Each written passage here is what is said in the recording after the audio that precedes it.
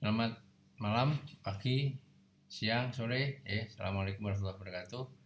Baik, selanjutnya kita akan tampilkan berbagai penampakan batuan karbonat, ya, ekspresinya di bentang alam, di singkapan, sampai dengan di sayatan tipis dan juga di eh, data seismik. Baik, kita mulai dari bentang alam. Jadi kalau bentang alam yang terbentuk oleh kars atau batu gamping itu biasanya kita sebut sebagai bentang alam kars atau morfologi kars. Anda lihat di sini morfologinya sangat khas, ada bentukan-bentukan perbukitan, ya. Ini perbukitan kecil-kecil ini biasanya adalah ekspresi dari larutan batu gamping. Nah, jadi ini bisa Anda bandingkan dengan daerah yang lain. Ini kalau kita lihat petanya, ini ke arah selatan. Ini di daerah Karangbolong, berarti di pantai selatan Jawa atau Samudra Hindia. Ini petanya kita lihat bahwa di bagian depan ini adalah ekspresi dari batuan vulkanik, ya. Yang tengah ini adalah batu gamping, dan inilah yang membentuk kars itu seperti ini. Ya, jadi bandingkan dengan morfologi yang lain yang terbentuk oleh batuan yang non batu gamping, ya. Kita lebih lihat secara lebih detail ini, bandingkan bahwa ini adalah perbukitan-perbukitan kecil. Ini adalah ekspresi dari larutan atau batu gamping yang larut membentuk morfologi kars. Ya, ini di tempat yang lain di selatan Pulau Jawa, tempatnya mulai dari Parangtritis, Pantai Sampai di selatan Banyuwangi sana, yang nampak sekali perbukitan-perbukitan kecil seperti ini, ya, berbentuk smooth seperti ini, bukit-bukit yang tumpul seperti ini dan kecil-kecil dan sangat banyak sehingga dikenal sebagai perbukitan seribu di wilayah selatan Jawa, yang morfologinya sangat khas. Ini juga produk dari pelarutan batu gamping yang sangat tebal dan masif, kemudian larut dia bisa membentuk morfologi ini. Nah, di antara perbukitan-perbukitan ini biasanya ini ada endapan aluvialnya dari larutan perbukitan sekitarnya, nanti bisa membentuk laterit atau terra rosa namanya.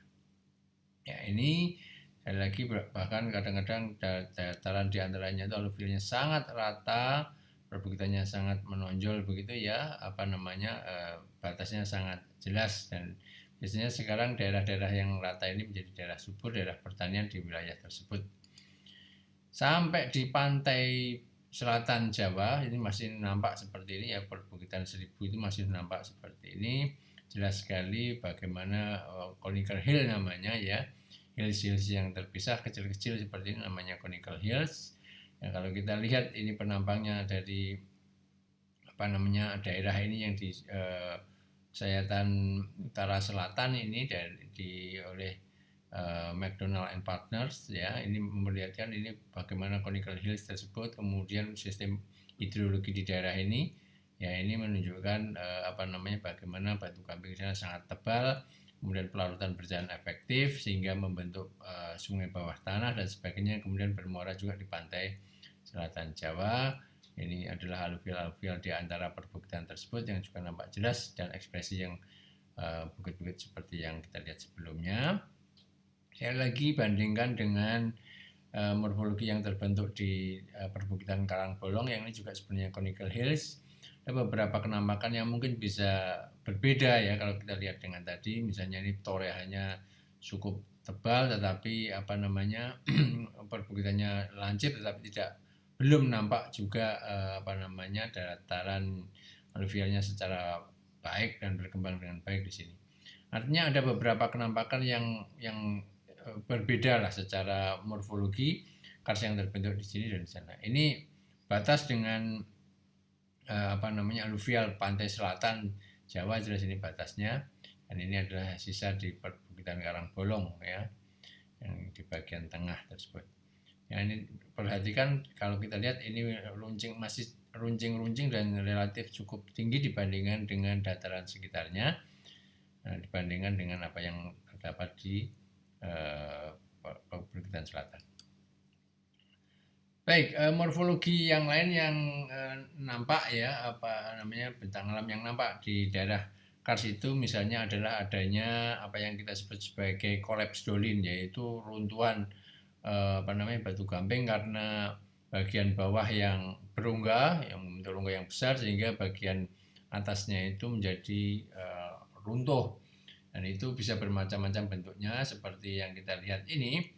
Ini adalah runtuhan langsung dari batu gamping yang ada di permukaan, kemudian runtuh di bawah sana. Ini karena di bagian bawah ada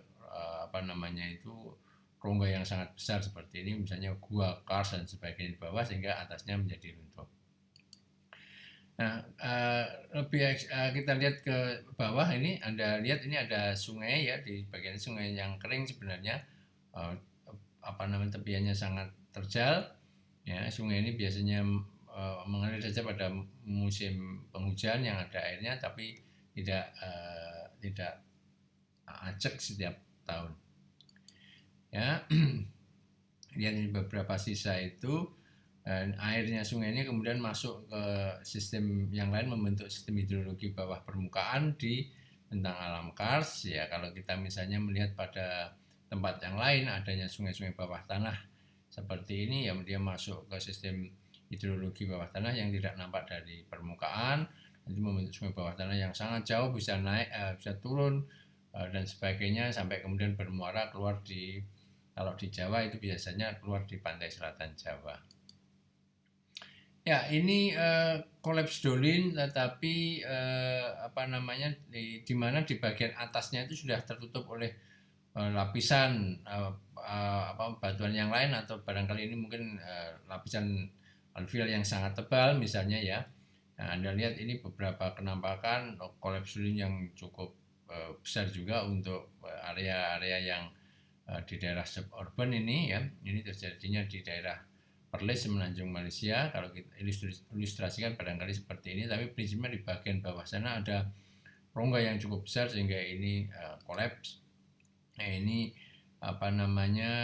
area-area yang nampak ini kalau berlanjut ini juga akan terjadi kolaps. Dan kalau kita lihat di kejauhan ini nampak sisa-sisa dari morfologi karsnya ya, batu gamping yang sangat tebal.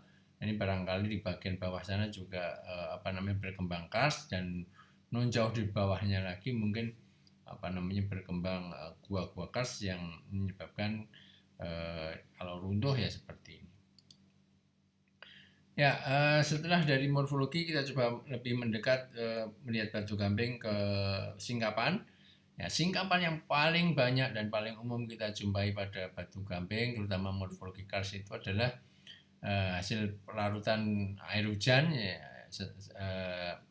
yang berjalan cukup lama dan efektif karena batu gamping sifatnya mudah larut. Itu adalah lapias seperti ini ya, bentuknya meruncing sehingga permukaan batu gamping itu biasanya runcing-runcing seperti ini. Ini adalah apa yang kita sebut sebagai lapias.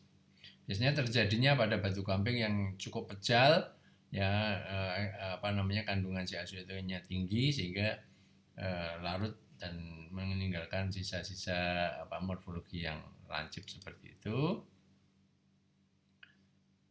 Nah, selanjutnya kalau kita lihat ini contoh dari apa yang namanya terumbu atau reef ya. Ini cukup representatif ya, terlihat bahwa terumbu ini menumpang di atas batu basalt vulkanik di Gunung Kidul, ini ke arah Panggang. Ya, ini kira-kira batasnya.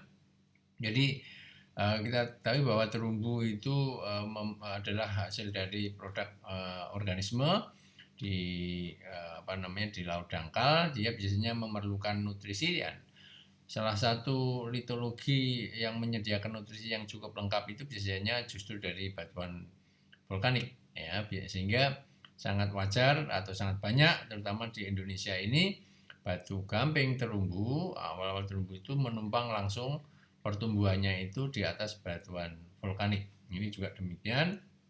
Ini tapi berumur tersier ya. Ini adalah batuan vulkanik dan ini atasnya adalah terumbu. Kalau kita lihat lebih dekat ya, ini misalnya ini tadi adalah batu pasir vulkanik ya, kita lihat ini adalah litik vulkanik yang cukup jelas. Kalau yang ini tadi yang nampak bagian apa namanya lumpurnya barangkali, tapi mungkin ini masih agak kasar sehingga saya namakan sebagai nama lapangan kalkarenit. Ini warnanya relatif apa namanya kecoklatan begitu, yang ini abu-abu putih ya, berbeda. Ya, ini agak detail lagi kalau kita lihat di bagian puncak-puncak tadi, ini apa namanya sisa-sisa alge sebagai awal dari pertumbuhan terumbunya. Di tempat yang lain, misalnya ini kebetulan di daerah Sulawesi Tenggara, ini namanya di Formasi Ungiko yang juga batu gamping. Ini kita jumpai awal-awal terbentuknya reef, pembentukan reef itu biasanya ada koral dan sebagainya. Ini yang nyebar-nyebar seperti ini adalah kita sebut sebagai coralit radiating septa. Jadi dia koral juga pada dasarnya seperti koral yang apa namanya berbentuk seperti bintang-bintang seperti itu. Yang bagian atas ini adalah rugus koral. Ya. Ini di tempat yang lain ya, masih sama dengan tadi. Ini rugus koralnya cukup jelas ya. Ini menunjukkan apa namanya pembentukan awal dari batu gamping terumbu. Ini di tempat yang lain, kembali ke Pegunungan Selatan di Jawa. Ini contoh dari produk diagnosis dari batu gamping yang kaya akan apa namanya organik, dan ini apa yang kita sebut sebagai batu gamping colki, Pak. Batu gamping colki itu biasanya produknya lunak, warnanya putih biasanya, dia mempunyai porositas yang tinggi ya, sehingga mudah untuk mudah untuk dihancurkan. Di bawah permukaan batu gamping yang seperti ini sangat bagus untuk untuk sebagai reservoir.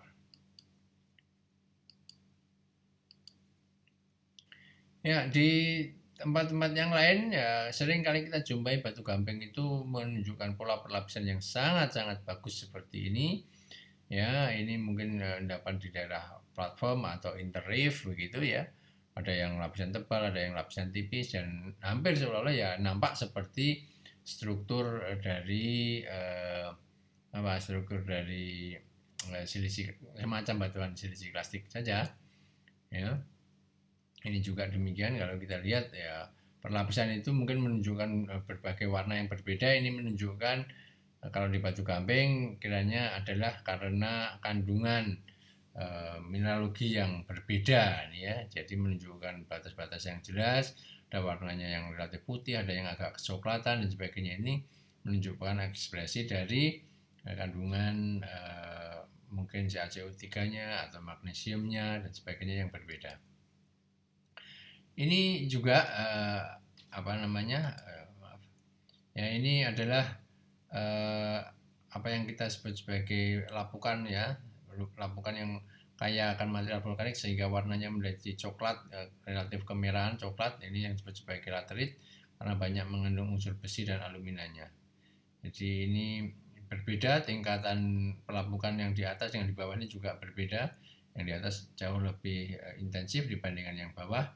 Ini batu gampingnya sendiri barangkali sekali lagi mungkin mempunyai tingkat kandungan CaCO3 ataupun green yang berbeda dengan bagian bawahnya.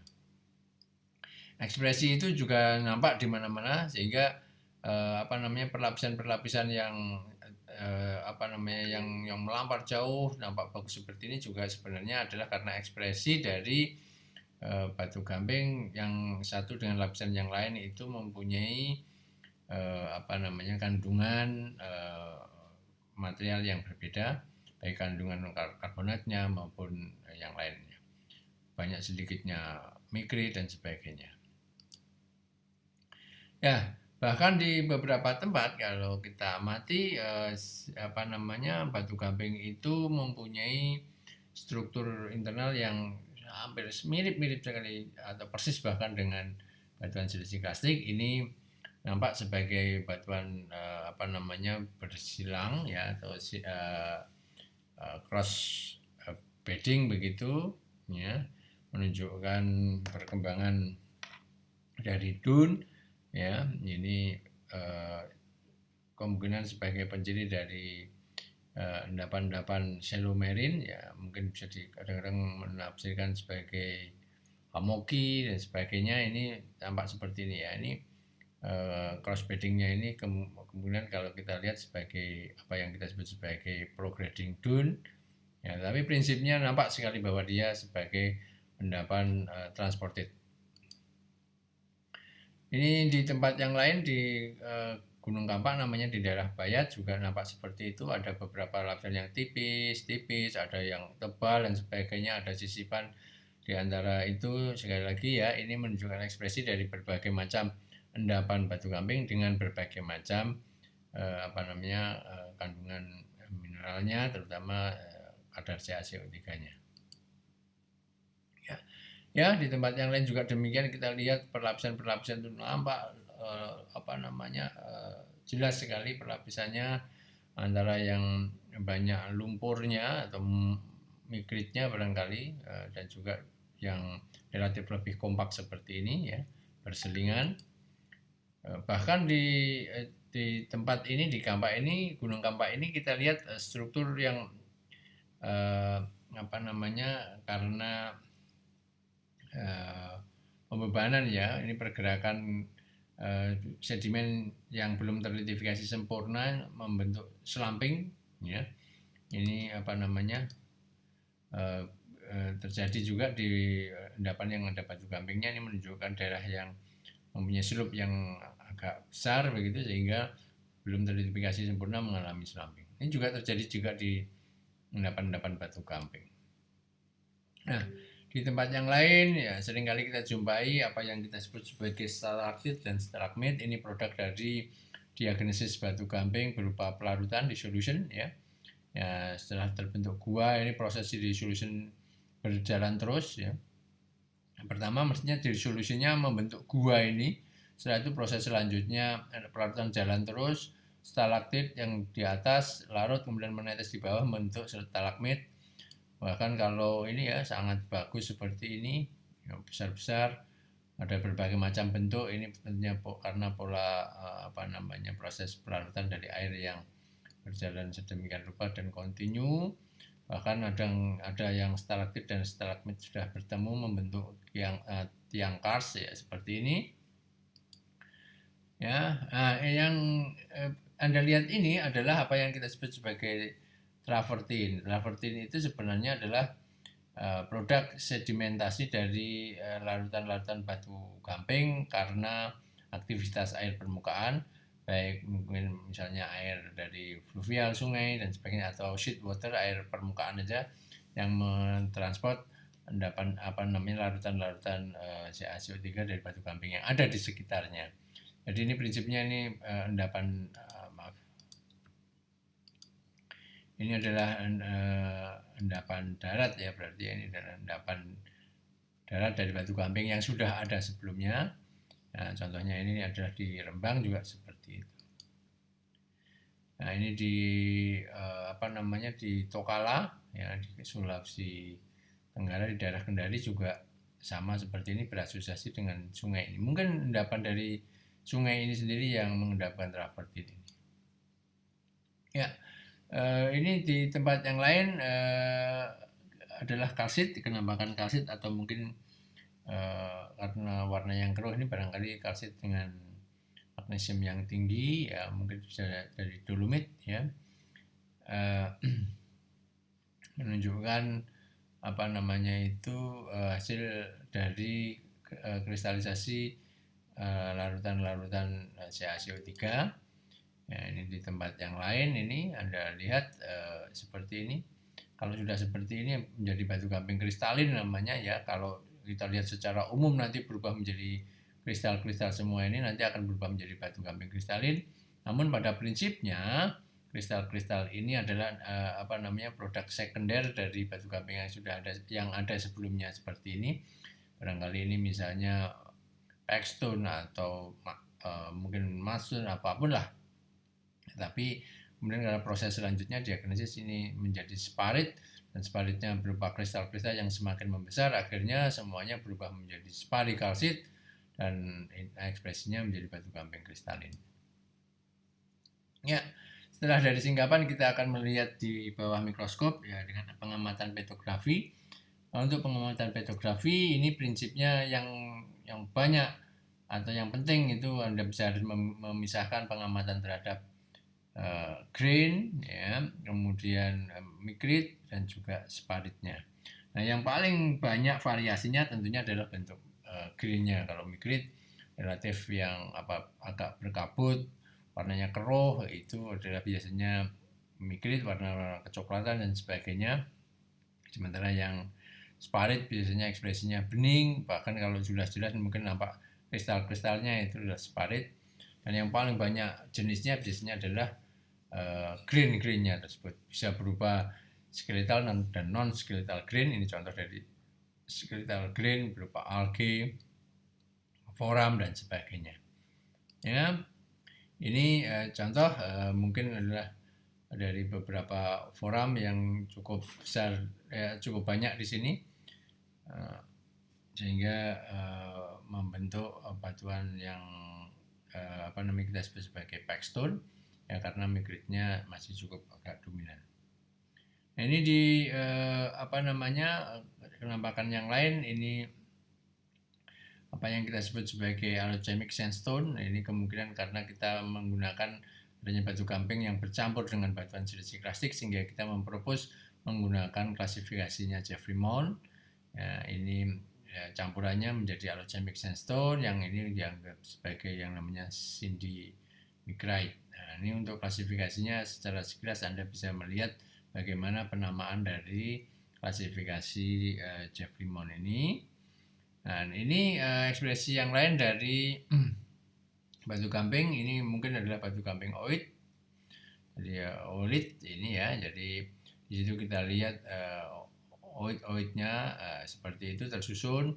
Kemudian ada mestinya tengahnya ini dulu barangkali ada mikritnya, tapi sekarang sudah mengalami pelarutan sehingga sekarang ini terbentuk porositas, baik porositas yang intergrain, ya, antara grain ini ada porositasnya, maupun yang intragrain, misalnya ini yang di dalam sebagai intinya oat ini juga sudah larut, ya. Ini membentuk moldik sebenarnya ini, ya. Seperti itu. Nah, ini sama, jadi ini adalah kalau dianggap sebagai porositas, ini adalah porositas intragrain namanya. Ya, selanjutnya kita akan melihat bagaimana ekspresi batu gamping di seismik. Ya, ini contoh di area Sawu, ya. Ini adalah kita interpretasi sebagai batu gamping terumbu. Nah, contoh-contoh karakteristik seismiknya biasanya kalau batu gamping terumbu itu ya internalnya itu chaotic.